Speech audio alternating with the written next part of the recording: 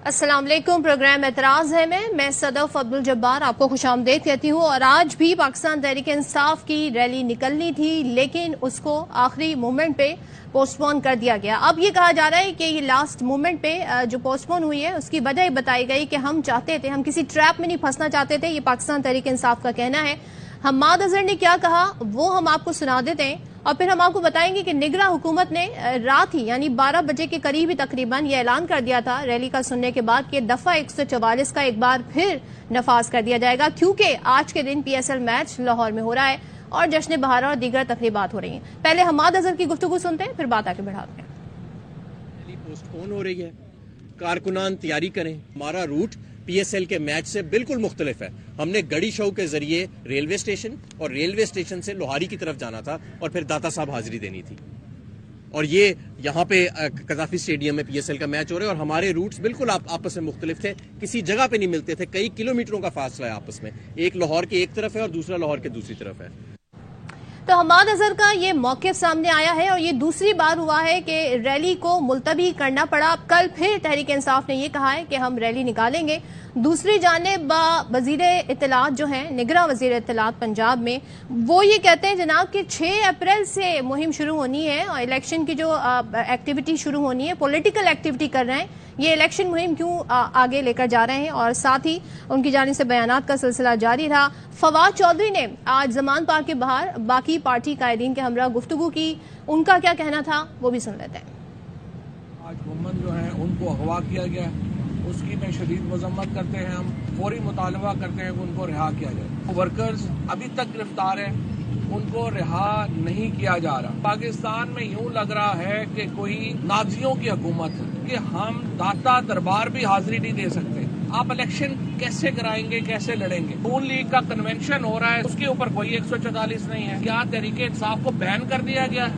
اور نگراں وزیر اطلاعات عامر میر صاحب، انہوں نے بھی پریس کانفرنس کی اور ہر گزرتے دن کے ساتھ کوئی نہ کوئی ایسی بات جڑ رہی ہے نگراں حکومت کے ساتھ جس پر تحریک انصاف سوالات اٹھا رہی. ان کا کیا کہنا تھا 144 کے نفاذ کے حوالے سے وہ سن لیتے ہیں. صاحب نے شاید یہ اناؤنس کیا کہ وہ اس ریلی کو الیکشن ریلی کہہ رہے ہیں. اچھا، اب جو الیکشن ریلی ہے وہ پریکٹیکلی جب تک امیدوار فائنل نہیں ہوتے اور حتمی فہرست ان کی جاری نہیں ہو جاتی امیدواروں کی، الیکشن مہم شروع نہیں ہوتی. الیکشن مہم شروع ہوگی 6 اپریل سے، اور اس سے پہلے جو کچھ بھی ہے وہ پولیٹیکل ایکٹیویٹی ہے، وہ الیکشن کیمپین کے زمرے میں نہیں آتی. آپ ایک دن کے لیے اس سے پرہیز کریں. پرہیز اچھی ہوتی ہے صحت کے لیے بھی، سیاست کے لیے بھی. تو خان صاحب جو ہیں ان کو مشورہ ہے کہ پرہیز کریں، اگر نہیں کریں گے تو پھر اس سے پیٹ خراب ہوتا ہے.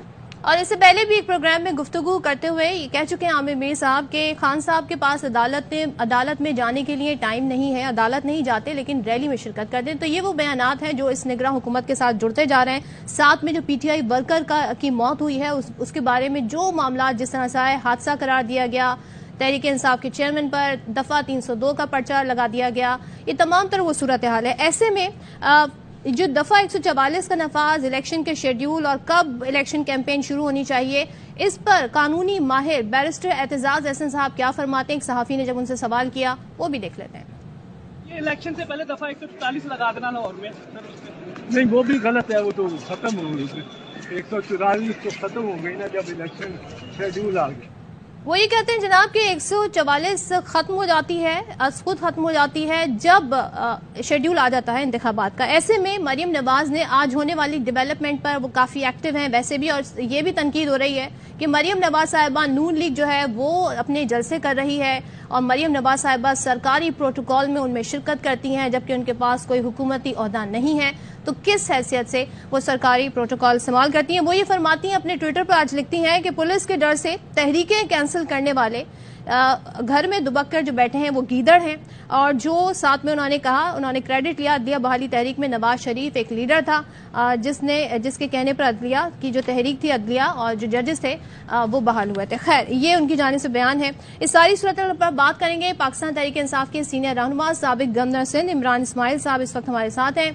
عمران اسماعیل صاحب، سر بتائیے گا، ابھی تک ٹائم نہیں بتایا کہ کل کب ریلی نکلے گی، اور آپ کے خیال میں اس کے لیے اجازت پہلے درکار ہوگی، جیسے کہ ECP کو آپ لوگوں نے لیٹر لکھا ہے، عدالت سے رجوع کرنے کا سوچا ہے، یا پھر از خود آپ لوگ کل جیسے آج اناؤنس ہوا ایسے کل ریلی نکال رہے ہیں؟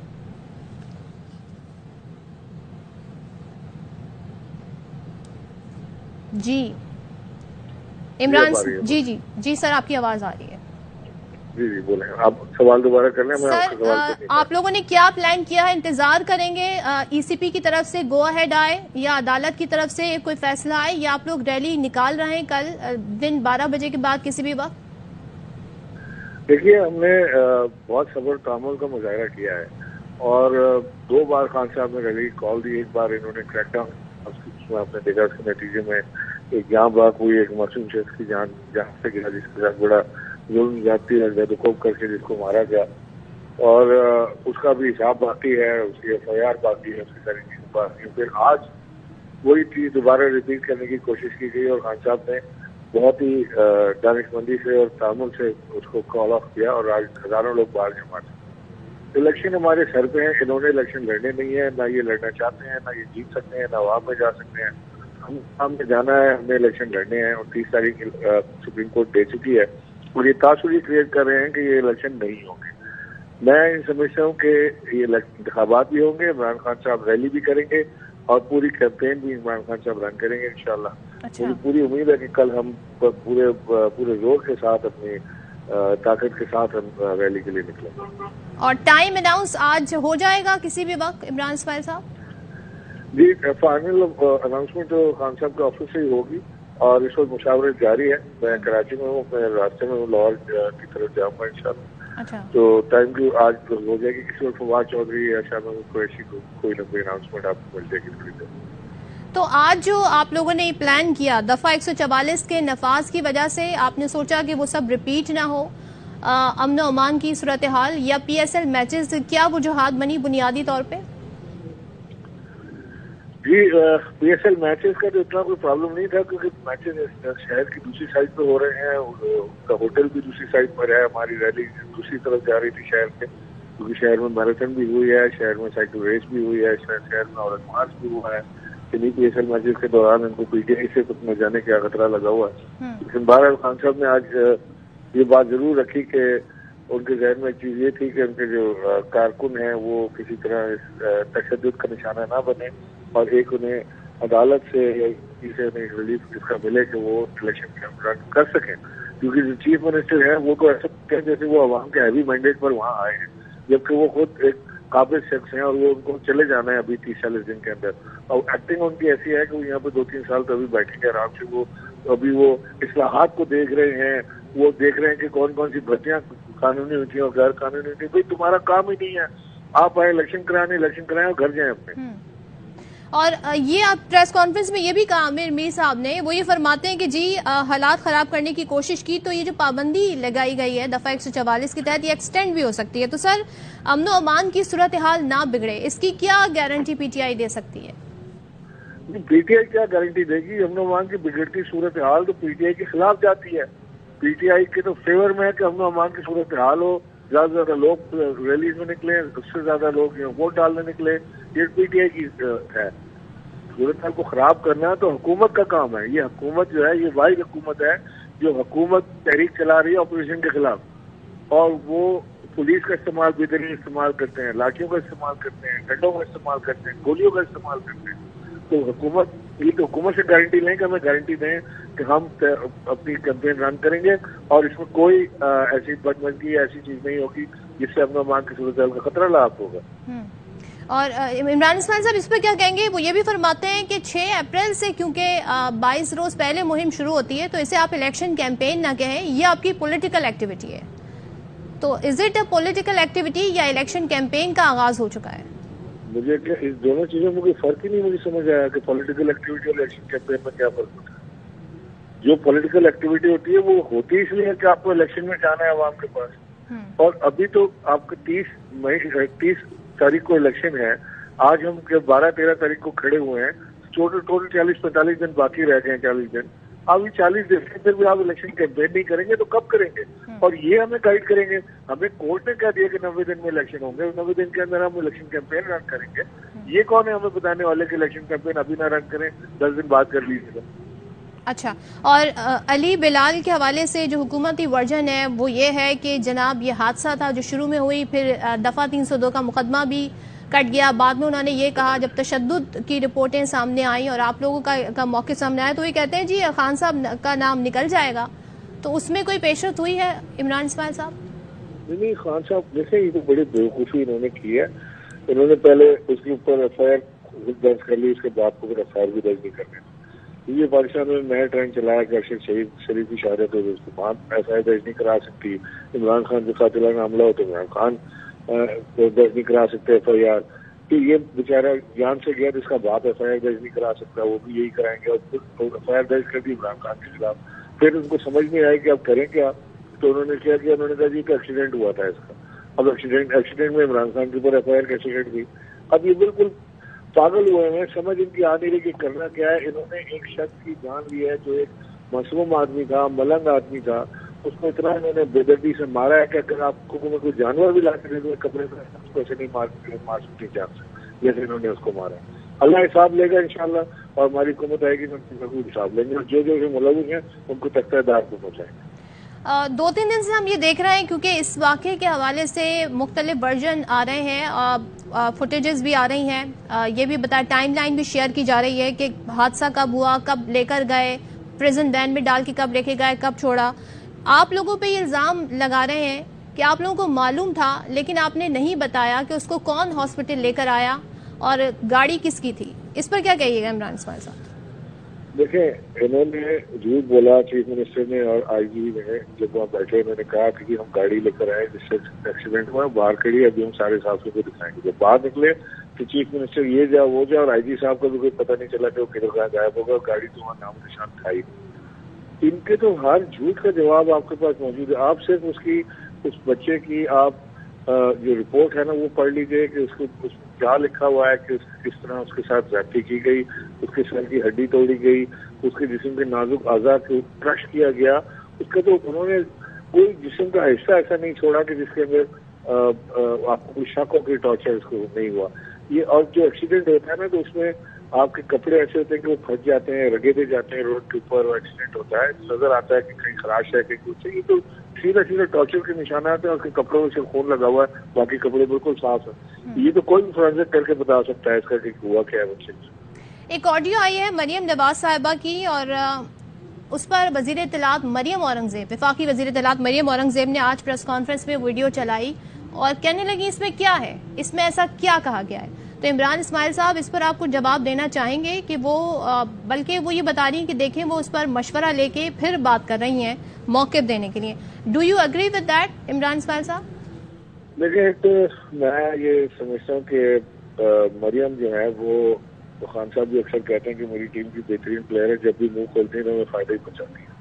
اور وہ جس طرح کی وہ بات وہاں کر رہی ہیں تو اس سے صاف ظاہر ہو رہا ہے کہ وہ یہ پلان کیا جا رہا ہے کہ اس کو کور اپ کیسے کیا جائے, اور کس طرح سے اس کو کیا کہا جائے, کہ اس کو ایکسیڈنٹ کہا جائے, کہ اس کو مرڈر کہا جائے, کہ اس کو کس پہ ڈالا جائے. وہ ساری بات کر رہی ہیں. وہ میرے کہنے سے آپ کے کہنے سے کوئی فرق نہیں پڑنا. وہ مریم اور ان جو مرضی کہہ لیں, اس آڈیو سے پتہ لگ رہا ہے کہ she was scheming to cover this up, کیونکہ یہ ایک بہت بڑا گھناؤنا جرم ہوا تھا جس سے ان کو شاید رات کو نہیں پینا ہے. تو عمران اسماعیل صاحب اب یہ تعین تحقیقات کا انصاف کیسے ہوگا آپ کے خیال میں؟ وہ کون سے فورم ہے جہاں پر یہ معاملہ جانا چاہیے جس سے آپ لوگ مطمئن ہوں گے اور اس کی تحقیقات کی شفاف انکوائری ہو؟ ملک میں عدالتیں باقی ہیں, ابھی ملک میں عدالتی نظام چل رہا ہے, ملک میں ججز باقی ہیں الحمدللہ, اور انشاءاللہ اللہ نے چاہا تو مزید طاقتور بھی ہوں گے. اس کا فورنزک آڈٹ کرایا جائے, اس کو فورنزک اس کا کرایا جائے, اس کے بعد اس کو انٹرنیشنل ایجنسیز ایسی موجود ہیں جو آ کے بتا سکتی ہیں کہ اس کے ساتھ کیا ہوا کیا نہیں ہوا. سب آج کل تو کوئی چیز مشکل نہیں ہے, صرف 20 سال پرانے لاش نکال کے بتا دیتے ہیں کہ اس کی ڈیتھ کی وجہ کیا تھی, تو یہ ابھی کیا بات. اور کل خان صاحب کی پیشی بھی ہے, تو پیشی پر بھی جائیں گے اور ریلی کی قیادت بھی کریں گے بذات خود خان صاحب؟ 78 FIR خان صاحب کے اوپر کاٹنی ہے انہوں نے, اور یہ چاہتے ہیں کہ خان دن میں 4 دفعہ ہر عدالتوں میں پیش ہوتا رہے, ادھر سے ادھر اور یہی جاتا رہے خان صاحب کو جیل رکھنے کے لیے.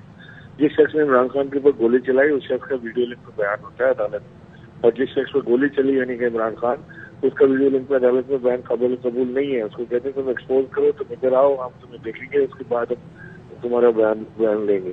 تو میں تو یہ سمجھ رہا ہوں کہ یہ ساری چیزیں جو ہیں وہ اشارہ کر رہی ہیں کہ ایک بہت بڑی کانسپریسی, ایک بہت بڑی چال اس ملک کے خلاف, عمران خان کے خلاف, اس سارے نظام کے خلاف جو ہے وہ کری جا رہی ہے. اور اللہ خیر کرے. ہم اس کا مطلب عمران صاحب کل وہ پھر پیش نہیں ہو رہا ہے, ایسے ہی ہے؟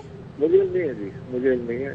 میں کراچی میں ہوں اور آج کل میرا فون پہ بات کم ہی ہوتی ہے کیونکہ آپ کو پتا ہے ہر چیز ریکارڈنگ ہو جاتی ہے. تو اس لیے ذرا میں آج مشورے سے آج 2-3 دن سے باہر ہوں. میں کل پہنچوں گا تو پھر کوئی صورت حال نہیں. اچھا, لیکن یہ سوال بھی اٹھایا جاتا ہے کہ عدالت میں پیش ہونے کے لیے کہا جاتا ہے کہ ویڈیو کی سہولت, ویڈیو لنک کے ذریعے پیشی جو ہے اس کو ایکسیپٹ کر لیا جائے, لیکن ریلی کی قیادت کرنے کے لیے خان صاحب بذات خود, جبکہ وہ یہ کہتے ہیں کہ ان کی جان کو خطرہ ہے, تو یہ خطرہ مول لینے کو تیار ہیں عمران اسماعیل صاحب؟ بتائیے گا کیوں یہ خطرہ مول لینے کو تیار ہیں؟ دو چیزیں. ایک تو یہ کہ اگر تو ویڈیو لنک سے کیمپین چل سکتی ہوتی تو ضرور چلا لیتے. ویڈیو لنک سے بیان تو ہو سکتا ہے کیونکہ وہ بیان ان کے قاتل کا ہو رہا ہے, تو خان صاحب کا بھی بیان ہو جائے گا, اس میں کوئی ایشو نہیں ہے. اور اس میں سیفٹی بھی زیادہ ہے, عدالتوں کی بھی وہاں پہ سیکورٹی کے معاملات ہیں. ادھر خان صاحب ظاہر میرا خیال ہے کہ وہ کسی بہت ہی سیفٹی سیکیور گاڑی کے اندر ہوں گے جو بلٹ پروف ہوگی, بام پروف ہوگی, اس کے اندر سے وہ ریلی کی قیادت کریں گے. اور مجھے علم نہیں کہ وہ کہیں باہر بھی نکلیں گے یا نہیں نکلیں گے, لیکن وہ ان کی سیکورٹی کو خاطر محفوظ رکھا جائے گا. ویل میک شیور کہ وہ وہاں پہ سیکیور ہیں. جبکہ عدالتی احاطے میں وہ بالکل ایکسپوز ہو جاتے ہیں, ہزاروں لوگ وہاں پر موجود ہوتے ہیں کہ کسی کو سرچ کرنے کا پاسبلٹی نہیں ہوتی. پولیس وہاں سے غائب ہو جاتی ہے, کیمرے وہاں کے بند ہو جاتے ہیں. تو وہ تو بالکل ایک آپ لگتا ہے کہ وہ بالکل ایکسپوجر ایسا ہے کہ کوئی بھی کچھ کر سکتا ہے کسی کو. اچھا, یہ بھی بتائیے گا لاسٹ ٹائم جب وہ پیش ہوئے عدالت میں تو بڑا آپ کے کارکن ان کے ساتھ گئے اظہار یکجہتی کے لیے, جس پر برہمی کا اظہار بھی کیا گیا کہ اتنے لوگ لے آتے ہیں. کوئی اس حوالے سے آپ لوگوں نے پلاننگ کی ہے کہ اس بار جائیں تو اس طرح کا ماحول نہ ہو, یا وہاں پر لوگ آتے ہیں تو وہ آپ لوگوں کے روکنے کے بس میں نہیں ہے؟ اس پر کیا کہیے گا؟ دیکھیے, عمران خان اس وقت پاکستان کا سب سے پاپولر لیڈر ہے. اس کی جھلک دیکھنے کے لیے ہزاروں لوگ وہاں پہ مناتے ہیں. یہ ممکن ہی نہیں ہے کہ عمران خان جائے اور وہاں پہ کوئی نہ ہو, وہاں پہ بالکل خالی آتا ہو. اگر کوئی کورٹ یہ بندوبست کر سکتی ہے تو ضرور کر لے اپنا, ہم سے تو نہیں ہوتا. کس کی ذمہ داری ہے یہ عمران اسماعیل صاحب کہ وہاں پر نظم و ضبط رہے؟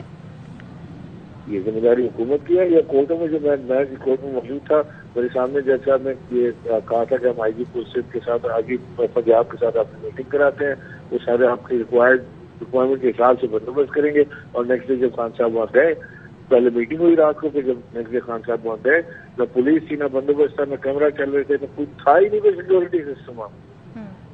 اور ظاہر آپ کہہ رہے ہیں کہ بہت سارے معاملات ہیں, آپ کراچی میں ہیں, جا رہے ہیں ابھی لاہور, لیکن مشاورتی عمل تو جاری ہوگا اس پر کیا کہیے گا؟ پیش نہ ہونے کی صورت میں ممکنہ طور پر کارروائی آگے بڑھ سکتی ہے. اور پچھلی دفعہ جس طرح اسلام آباد پولیس آئی, جو سارا دن ہم نے ایک ماحول دیکھا, 1 گھنٹہ وہ چکر لگاتی رہی, پھر زمان پاک کی طرف بڑھی, تو کچھ ایسا ہی صورتحال کل بھی ہو سکتی ہے عمران اسماعیل صاحب؟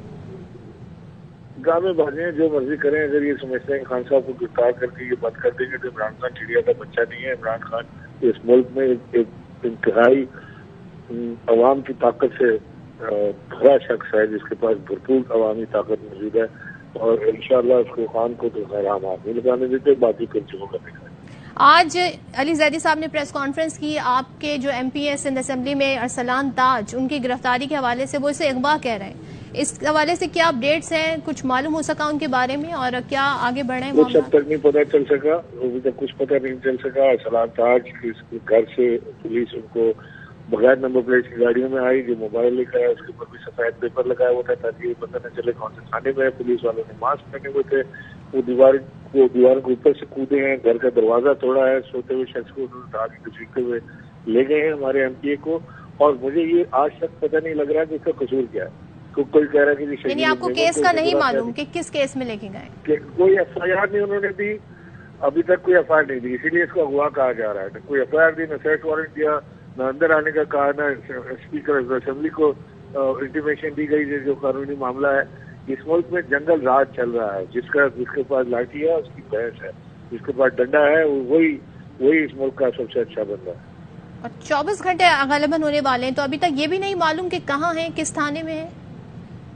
ہم نے آج کراچی کے کم و بیش 35-40 تھانوں کے اندر ہم گئے. آفتاب صدیقی بھی لگے رہے تھانے جانے میں، فضا سنگھ نے کوئی، میں خود ادھر ادھر گھومتا رہا اور کوشش کی، اپنے ریسورسز اپلائی کیے کہ کہیں سے کچھ پتہ لگے، لیکن ابھی تک کوئی خبر نہیں آئی کہ بچہ کہاں ہے، ہمارا بھائی کدھر ہے. ٹھیک ہے. سابق گورنر سندھ عمران اسماعیل صاحب گفتگو کر رہے تھے، اور موجودہ جو صورتحال ہے اس پر ہم نے موقع کی کوشش کی. تحریک انصاف کا اب لائن آف ایکشن کیا ہے، الیکشن مہم یا پولیٹیکل ایکٹیویٹی کیسے آگے بڑھائے گی، اس پر تحریک انصاف کا مشاورتی اجلاس ایز پر عمران اسماعیل صاحب جاری ہے.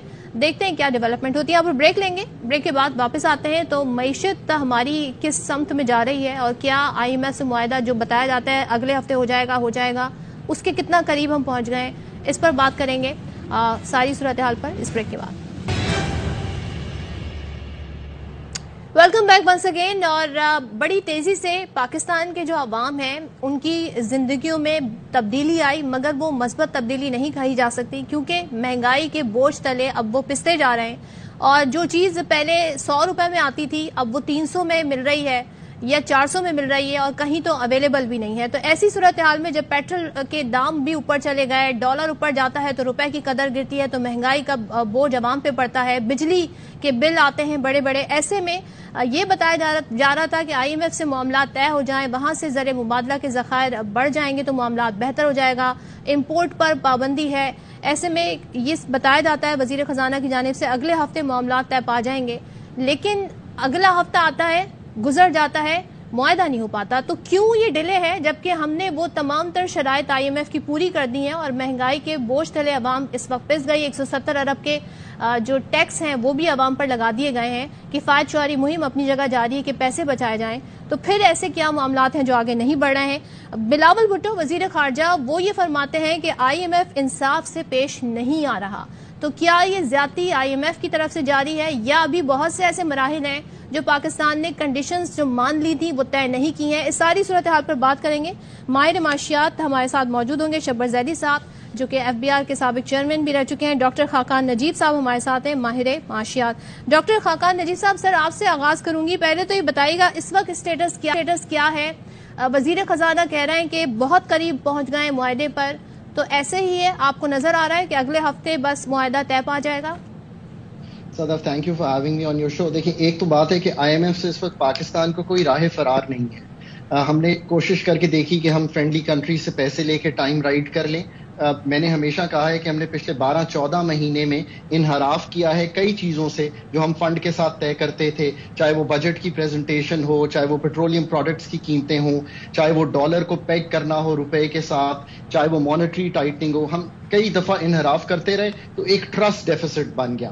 اس ٹرسٹ ڈیفیسٹ کی وجہ سے ایک بڑا فنڈامنٹل چینج آیا ہے اس دفعہ جب IMF کے ساتھ مذاکرات ہوئے.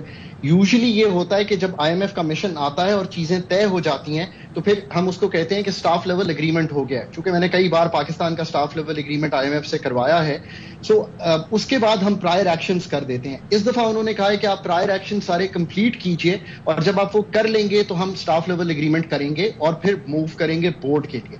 ایک تو یہ کلیدی تبدیلی ہے جو ہوئی ہے. اب جہاں کھڑے ہیں میرا خیال ہے کہ تقریباً ساری چیزیں ہو گئی ہیں. ایک چیز کا ایشو آ رہا ہے اور وہ ہے ایکسٹرنل فائنینسنگ کا. پاکستان نے کنفرم کرنی ہے اپنی ایکسٹرنل فائنینسنگ. وہ ایکسٹرنل فائنینسنگ سعودی عربیہ کی ہے، ملٹی لیٹرلز کی ہے، بائی لیٹرلز کی ہے، اور طے کرنا ہے کہ ہمارے ریزروز کیا ہوں گے. مطلب میرا خیال ہے کہ ایٹ لیسٹ ایم کرنا چاہیے کہ ہم 8 سے 10 ارب ڈالر کے ریزروز بلڈ کریں. دو یہ بوروڈ ریزروز ہیں، but in the short run we don't have a choice. یہ اگر طے ہو جائے، کرنٹ اکاؤنٹ کا خسارہ کیا بنے گا؟ آئی تھنک کہ چونکہ امپورٹس تھوڑی کھولنی پڑیں گی once you get into the fund programme, تو یہ تھوڑا سا آنے والے دنوں میں، آنے والے مہینوں میں آپ کا کرنٹ اکاؤنٹ بھی تھوڑا بڑھا ہوا آئے گا، جو ابھی بالکل امپورٹس کو کرب کر کے رکھا ہوا تھا. تیسرا یہ ہے کہ آئی تھنک پاکستان کی ڈیٹ سسٹینیبلٹی انالیسس پہ بھی بات ہو رہی ہے، اور پاکستان کو چونکہ میرا خیال ہے کہ اب ڈیٹ ری پروفائلنگ کا سوچنا ہے، تو اس پہ بھی ایک DS سے آتا ہے ڈیٹ سسٹینیبلٹی انالیسس، جو جب معاہدہ ہو جاتا ہے، جب ڈاکیومنٹس آئیں گے تو وہاں پہ موجود ہوگا. تو اس پہ بھی اب ہم نے طے کرنا ہے کہ جون 23 کے بعد ہم نے آگے کیسے چلنا ہے. یہ ساری چیزیں ہیں. اس میں یاد رکھیے میں نے ہمیشہ کہا ہے کہ جو ریسیپینٹ کنٹری ہے اس کی اپنی کمپٹنس بہت میٹر کرتی ہے کہ آپ کتنی جلدی یہ سب کچھ کر سکتے ہیں. پلس ہم آف کورس آخری 6 ماہ میں ہیں گورنمنٹ کے، ان کے لیے پولیٹیکلی ٹاکسک فیصلے کرنے، ان کے لیے وہ فیصلے جو کہ شارٹ ٹرم میں بھی ڈیفیکلٹ لگ رہے ہیں وہ مشکل تھے. اور آخری بات یہ ہے کہ ہارش چینجز ضرور کرنے پڑے ہیں، ہارش ایڈجسٹمنٹ ضرور کرنی پڑی ہیں، بٹ صدف اس میں بھی قصور ہمارا ہی ہے. ہمیں کبھی بھی کسی پہ کوئی چیز نہیں ڈالنی چاہیے. ستمبر 2020 سے اوگرا نے آپ کی کئی بار ڈٹرمنیشن کی گیس کی قیمت کی. ہم نے 28-30 ماہ میں کبھی بھی یہ طے نہیں کیا اس ملک میں کہ ہم کچھ تو ایڈجسٹ کرتے اپنی گیس کی قیمت کو، ہم کچھ تو اپنی انرجی کی ایفیشنسی کو ایڈجسٹ کرتے، ہم کچھ تو پاور سیکٹر کی قیمت کو ٹھیک کرتے، ہم کچھ تو اپنی ڈائریکٹ ٹیکسیشن پہ جاتے. مطلب کہنے کا یہ ہے کہ یہ سارے فیصلے کرنے تو ہم نہیں تھے، پر چونکہ ہم نہیں کرتے تو آخر میں آ کے ہم پھر جو ایڈجسٹمنٹ اب کر رہے ہیں، اب روپے کی بھی اگر ہم آرڈرلی موومنٹ کرتے رہتے، اس کو نہ رکھتے پیگڈ، تو شاید آپ کو اتنی ایڈجسٹمنٹ بڑی نہ کرنی پڑتی. ایڈجسٹمنٹس بڑی ہیں، ان کا فزیکل میں بھی ہے، مالیاتی بھی ہیں، مانیٹری بھی ہیں، انرجی میں بھی ہیں.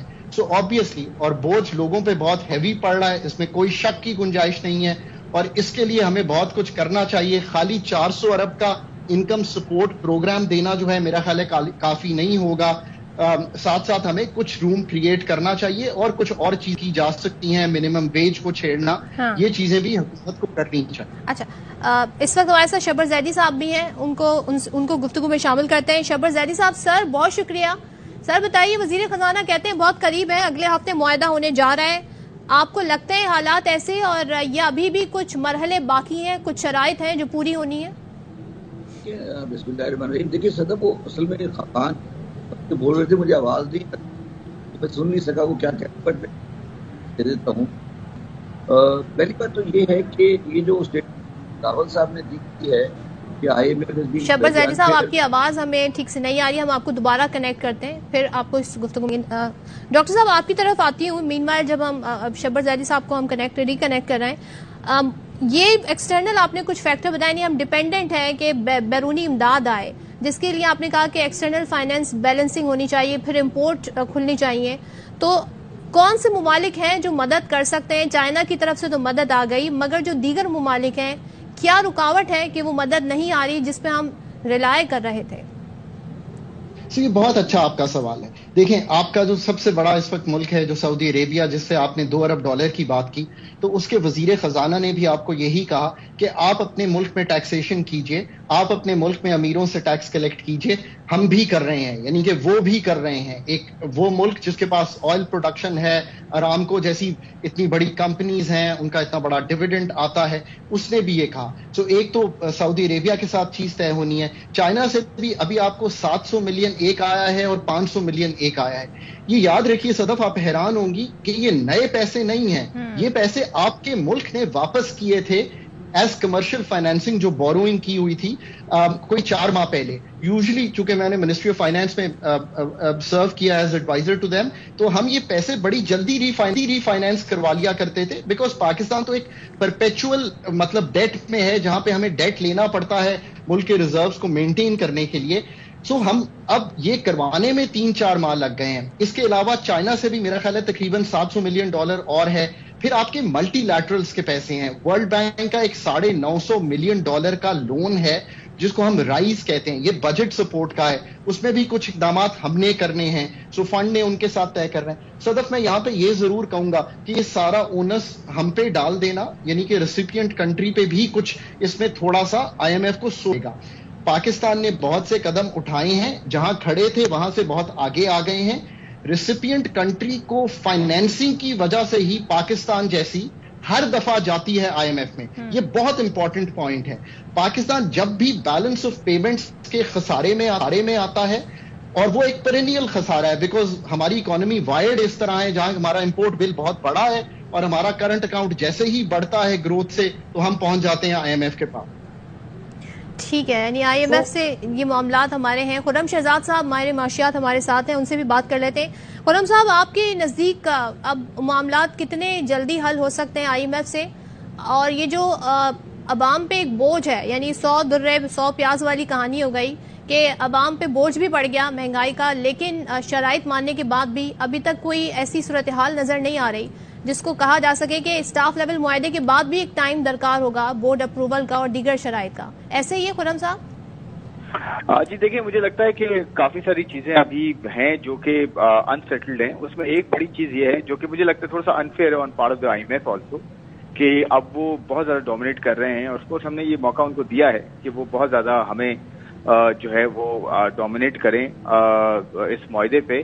اور اس میں ایک بڑی چیز یہ ہے کہ IMF یہ کہہ رہا ہے کہ آپ جون تک جو ہے $16 بلین کا ریزرو کا پلان دیں کہ کیسے کریں گے آپ $16 بلین. تو جو مجھے لگتا ہے کہ یہ ناممکن سی بات ہے ان ریسیشنری پیریڈ کے دوران، جہاں آپ کی جو گلوبل اکانومی ہے وہ بھی نیچے جا رہی ہے. ایک بڑا بینک وہاں پہ US میں جو ہے وہ ڈیفالٹ کر گیا ہے، آلموسٹ بند ہو گیا ہے، اور اس کی ریپریکاشنز بھی ہوں گے ڈیفینیٹلی فائنینشیل مارکیٹس پہ ورلڈ اوور. اور ہمارے یہاں آف کورس ایک فلڈ کا مسئلہ ہے، دوسرا امپورٹ ریسٹرکشنز ہیں جس کی وجہ سے مہنگائی میں اضافہ ہوا ہے. اور ہم نے بہت زیادہ ان کی جو پرائر ایکشنز ہیں اس میں شرح سود کا بڑھانا، آل ٹائم ہائی پہ شرح سود چل رہی ہے. مہنگائی آپ دیکھیں 30% کراس کرنے والی ہے، اور فوڈ انفلیشن خاص کر جو ہے وہ 40% تک پہنچنے والی ہے. تو ایک ساری صورتحال میں میرے خیال میں یہ تھوڑا نہیں کافی حد تک انفیئر ہوگا IMF کے پارٹ بھی اگر وہ یہ کہتے ہیں کہ جی $16 بلین کا آپ ہمیں ریزرو کے پلان دیں. اور میرے خیال میں اس کے ساتھ ساتھ ایک اور چیز یہ بھی ہے کہ IMF شاید یہ بھی کہہ رہا ہے کہ آپ امپورٹس ریسٹرکشنز کو کھولیں، پھر ہم آپ کو شاید پیسے دیں گے تاکہ آپ کی مارکیٹ جو کرنسی ہے وہ مارکیٹ لیولز اچیو کر سکے صحیح معنوں میں. مجھے لگتا ہے یہ کافی زیادہ جو ہے وہ انفیئر ہو رہا ہے. اب میرے خیال میں ڈپلومیٹک چینلز کے تھرو گورنمنٹ آف پاکستان کو انٹروین کروانا چاہیے، چائنا کے تھرو یا سعودی عربیہ کے تھرو یا دوسرے دوست ممالک کے تھرو، ایون امریکہ کو جو ہے اس میں ریکویسٹ کرنی چاہیے، جو کہ بہت زیادہ ان کی ایک انفلوئنس ہے IMF پہ. پھر کہیں جا کے میرے خیال میں یہ معاہدہ جلدی ہو سکتا ہے، اور ہمارے مسئلے جو ہے جو خاص کر ریزرو لیولز ہمارے حال تھوڑے سے بڑھ گئے ہیں، بٹ اسٹل انف نہیں ہے. $7 بلین ہمیں ریکوائرڈ ہے جون تک. تو میرے خیال میں یہ سب چیزیں کرنی پڑیں گی آؤٹ آف دا وے جا کے، پھر ہی کچھ مسئلہ حل ہو پائے گا. ادروائز یہ ڈیلے ہوتا رہے گا اور ہمارے لیے نقصانات زیادہ ہوں گے، ہماری رسک جو ہے وہ بڑھتے رہیں گے. بالکل. شبر زیدی صاحب، سر آپ سن سکتے ہیں، آپ کی طرف آؤں گی. کیا اسحاق ڈار صاحب ناکام ہو گئے ہیں جو وہی کہتے تھے مجھے بڑا تجربہ ہے IMF سے ڈیل کرنے کا، یا آپ سمجھتے ہیں کچھ معاملات اتنے بگڑ گئے تھے کہ یہ معاہدہ نہیں طے ہو پا رہا، اور ابھی بھی جیسے بلاول بھٹو کہہ رہے ہیں کہ ناانصافی کر رہا ہے IMF ہمارے ساتھ؟ آپ کے نزدیک کیا اصل معاملہ ہے؟ بسم اللہ الرحمن الرحیم. صدف، اگر آپ مجھے فالو کر رہی ہیں تو میں 16 دسمبر 2021 کو میں نے کہا تھا کہ پاکستان ایک ڈیفالٹ کی طرف آگے بڑھ رہا ہے. یہ 2021 کی بات کر رہا ہوں. آج جو مارچ 2023 ہے اور 1 انچ بھی تبدیلی نہیں ہوئی اس چیز میں جو میں دیکھ رہا تھا اور جو میں آگے دیکھ رہا ہوں. اور مجھے کوئی بھی پریشانی نہیں ہے اس سینس میں کہ کوئی بھی چیز میری ایکسپیکٹیشن سے خلاف نہیں ہو رہی. اور یہ لوگ، ان لوگوں کی میں لفظ استعمال نہیں کرنا چاہتا، نالائکی ہے یا ان کی لیک آف ویژن ہے کہ ان کو بات سمجھ ہی نہیں آ رہی تھی، یا کوئی یہ سیاسی کھیل کھیل رہے ہیں. پاکستان کی جو کرنٹ اکاؤنٹ ہے، ڈالر کا اکاؤنٹ ہے، یہ بیلنس نہیں ہے.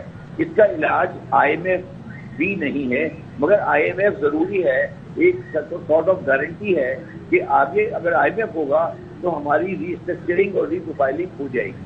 ابھی یہ جو ڈیلے آپ کو نظر آ رہا ہے وہ ہماری اسٹیٹمنٹ سے ہے. جیسے ہم اسٹیٹمنٹ دے دیتے ہیں، بلاول صاحب نے اسٹیٹمنٹ دے دیا کہ IMF انفیئر ہے، یا بلاول صاحب نے اسٹیٹمنٹ دے دیا کہ اسلامو فوبیا آ رہا ہے. یہ مطلب یہ چیزیں ہم اس طرح لگتا ہے کہ ہم بچوں کی طرح کھیل رہے ہیں. ایک آپ کے ساتھ آرگنائزیشن آپ کے ساتھ ایگریمنٹ کرنے جا رہی ہے اور آپ اسے کہہ رہے ہیں کہ وہ انفیئر ہے. یہ باتیں نہیں کرنی چاہیے، یہ پاکستان کو نقصان پہنچا رہے ہیں. یہ بڑے ایمیچور قسم کے لوگ ہیں. میں بڑا کلیئر ہوں، مجھے کوئی کنفیوژن نہیں ہے. میرے ساتھ ذاتی طور پر بھی IMF والے کانٹیکٹ ہیں.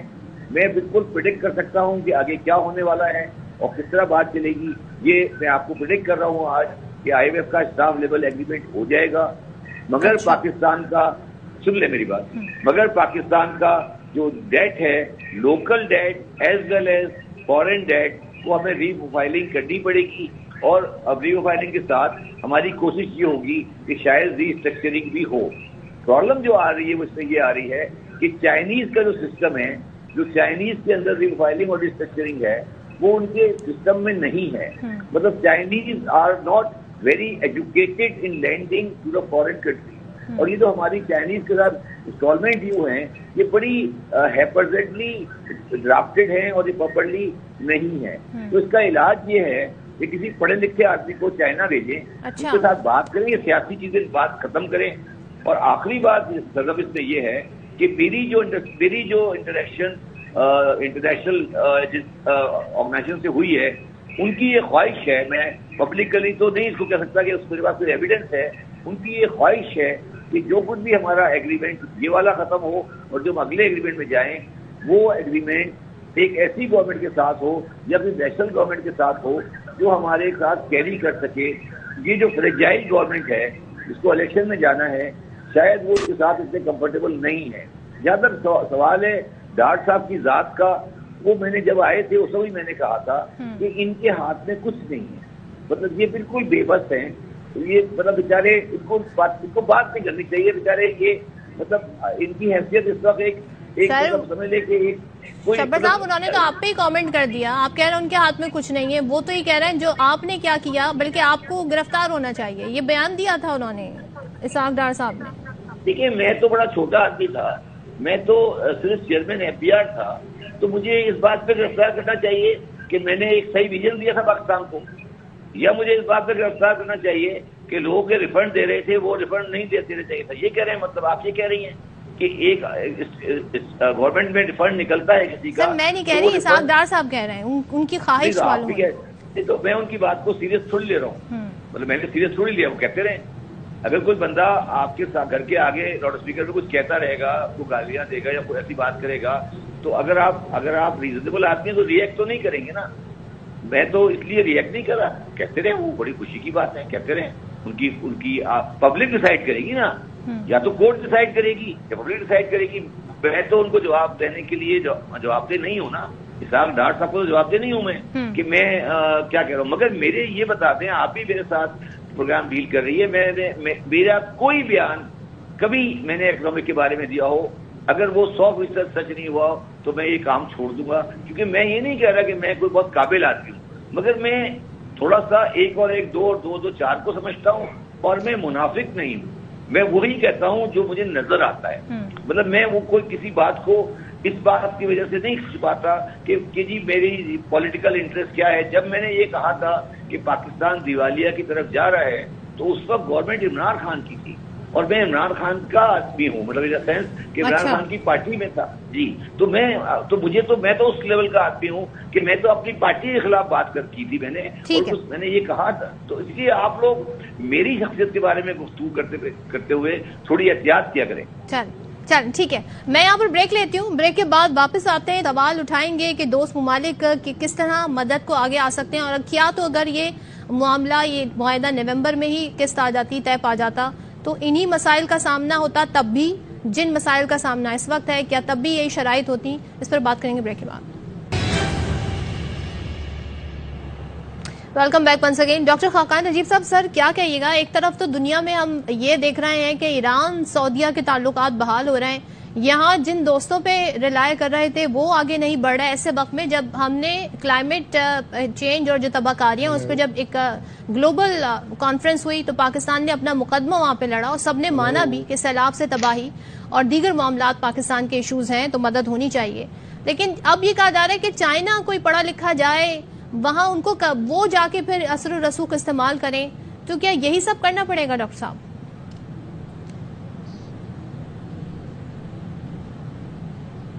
جی ڈاکٹر خاقان نجیب, آپ سن سکتے ہیں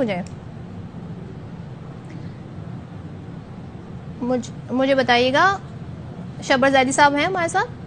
شبر زیدی صاحب, سر آپ کیسے اس ساری صورتحال میں پھر مشکل جو فیصلے کرنے ہیں, کیا آپ نے کہا کہ ہمارے اندرونی معاملات تو ہیں لیکن جو بیرونی مدد آنی تھی وہ نہیں آئی, اس کے لیے کیا کرنا چاہیے؟ چائنا نے تو مدد کر دی, لیکن اب دیگر ممالک کیسے آگے بڑھیں اور کیوں آگے نہیں بڑھ رہے؟ مجھے کہہ رہی ہیں جی شبر زید صاحب, آپ سے سوال ہے. بسم اللہ الرحمن الرحیم. دیکھیں, پہلی بات تو یہ ہے کہ ہم یہ کیوں ایکسپیکٹ کر رہے ہیں کہ کوئی ملک ہمیں مدد کرے گا. دیکھیں, اس میں جو سعودی عربیہ ہے وہ پاک میں ہماری مدد کرتا رہا ہے, مگر سعودی عربیہ میں آپ کو پتا ہے کہ ابھی ریسنٹلی ٹیکس لگ گیا ہے اور وہ اپنے ریگولر ٹیکس لگا رہے ہیں اور وہ سسٹم میں جا رہے ہیں.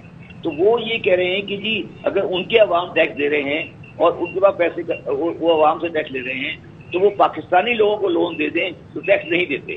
تو یہ ان کا بڑا ریزنیبل بات ہے. مگر صدر اس کی جو بنیادی وجہ ہے وہ اس سے آگے ہے. 24 اور 25 تاریخ کو بنگلور انڈیا میں G20 کی ایک سمٹ ہوئی تھی جس میں سارے لینڈر سے دنیا کے, اور اس میں پیراگراف نمبر 9 جو کمیونیکے چھپا ہے اس کا پیراگراف نمبر 9 اگر آپ پڑھیں گی اس میں انہوں نے بڑی کلیئر بات لکھی ہے کہ اب ہم وہ یہ G20 یہ چاہتا ہے کہ کوئی بھی کنٹری کسی کو ایکسٹرا آرڈنری لینڈنگ نہیں کرے, اور اب جو بھی لینڈنگ ہوگی وہ انٹرنیشنل سسٹم سے ہوگی. اور انہوں نے کہا ہے کہ تمام لوگوں کو, تمام لینڈرز کو چاہیے کہ وہ ایک, اگر پیرس کلب ہے یا جو کچھ بھی ہے, اگر وہ کرتا ہے پاکستان کو ریمیشن دیتا ہے یا وہ لینڈنگ کو کرتا ہے تو وہ انٹرنیشنل بیسس پہ ہوگا, اب آئسولیٹڈ بیسس پہ نہیں ہوگا. تو یہ 2 ممالک کی ٹرم اور یہ چیزیں جو ہے نا یہ ہمیں بھول جانی چاہیے, اور ہم گراؤنڈ ریئلٹی پہ رہتے ہوئے یہ ریئلائز کریں کہ آگے پاکستان اپنے ضروریات کیسے پوری کرے گا. یہ اس الوژن سے ہمیں اب نکل جانا چاہیے. اور شبر زیدی صاحب, ہماری سیاست میں ظاہر سیاستدان ہیں, حکومتیں بناتی ہیں, یہ بار بار بازگر سنائی دیتی ہے کہ میثاق معیشت ہونا چاہیے. میثاق معیشت کیا اس وقت ہماری ضرورت ہے, اور کیا میثاق معیشت میں ہونا چاہیے, کن باتوں پر اتفاق رائے ہونا چاہیے؟ میثاق معیشت یہ میں نے 1989 میں کراچی کے ایک سیمینار میں یوز کی تھی. آپ دیکھ لیں 89 سے آپ کتنے سال ہو گئے, تقریباً 30 سال ہو گئے نا تقریباً. تو یہ 30 سال میں ان کو سمجھ آیا ہے کہ میثاق معیشت کوئی چیز ہوتی ہے. تو یہ تھوڑے سے سلو ہیں بیسیکلی. تو بنیادی بات یہ ہے کہ میں اب جو حالات ہے پاکستان کے, میثاق معیشت اس وقت ہوتا ہے جب کوئی اچھے دن ہو, جب آپ کے برے دن ہوں تو میثاق معیشت نہیں ہوتا. اب اس میں وہ اب تو صرف آپ ایمرجنسی حالات میں کھیل رہے ہیں, اور ایمرجنسی حالات میں آپ کو ایمرجنسی حالات سے ہینڈل کرنا ہے. جب یہ ایمرجنسی حالات سے ہم باہر آ جائیں گے, جب مریض جو ہے وہ ICU سے باہر آ جائے گا, پھر ہم اپنی پروڈکٹیو پالیسی کریں گے. اب سوال یہ ہے کہ ہم ICU سے کب واپس آئیں گے. اب اس میں سبب جو آخری بات ہے وہ یہ ہے کہ یہ جو پاکستان آج اپنی فائنینشیل کرائسس میں پھنسا ہوا ہے, یہ کیوں پھنسا ہوا ہے؟ یہ کیا ہمیں کسی انٹرنیشنل کانسپریسی کا حصہ ہیں, یا یہ ہماری اپنا کیا دھرا ہے؟ تو اس کے بارے میں میں صرف یہ کہنا چاہتا ہوں کہ اس پہ افتخار عارف صاحب کا ایک شعر ہے کہ بات الجھی ہوئی ہے یا الجھائی گئی ہے. بات الجھی ہوئی ہے یا الجھائی گئی ہے. جب یہ عہدہ کھلے گا تب تماشا ختم ہوگا. جب یہ تماشا جو لگایا ہوا ہے پاکستان میں آپ نے, جب یہ تماشے کو ختم کریں گے اور ہر اپنا اسٹیک ہولڈر پاکستان میں اپنی اکاؤنٹیبلٹی کرے گا, اور وہ یہ بتائے گا کہ کب پاکستان میں کس نے کیا کیا ہے, جب یہ عہدہ کھلے گا یہ تماشا ایسے ہی چلتا رہے گا. اور اس کو ہمیں اگر صحیح کرنا ہے تو پاکستان کے تمام اسٹیک ہولڈر کو ساتھ بیٹھنا پڑے گا. اب سوال صرف یہ رہ گیا ہے کہ یہ اس پہ کون ایسی شخصیت ہے پاکستان میں جو ان سب اسٹیک ہولڈر کو ایک ساتھ بٹھا سکے.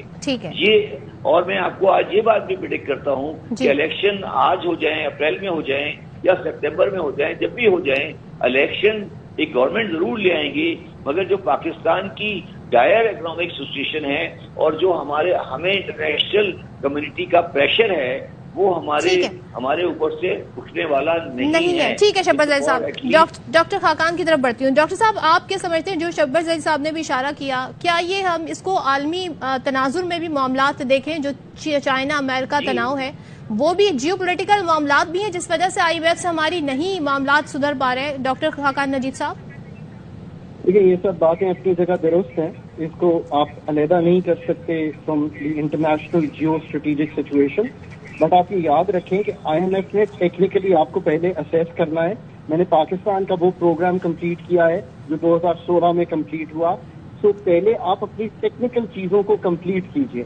اگر آپ کے ٹیکس گیپس ہوں گے, اگر آپ کا سرکولر ڈیٹ مینجمنٹ پلان میں گیپ آ رہا ہوگا, اگر آپ کے ایکسٹرنل گیپس ہوں گے, اگر آپ کی اسی طرح مانیٹری پالیسی جو ہے وہ انفلیشن کو نہیں سنبھال رہی ہوگی, تو آپ کبھی بھی یہ ٹیکنیکلی پہلے سالو کیجئے. اس کے بعد جب آپ ان کے ساتھ یہ طے کر لیتے ہیں, پھر آپ یہ ساری انٹرنیشنل جیو اسٹریٹجی جو ہے اس میں اپنا بالکل ہمیں اپنے آپ کے تو دیکھنا ہوگا, مضبوط کرنا ہوگا, پھر آگے بڑھنا. بہت شکریہ آپ دونوں کا, پروگرام دیکھنے کا شکریہ.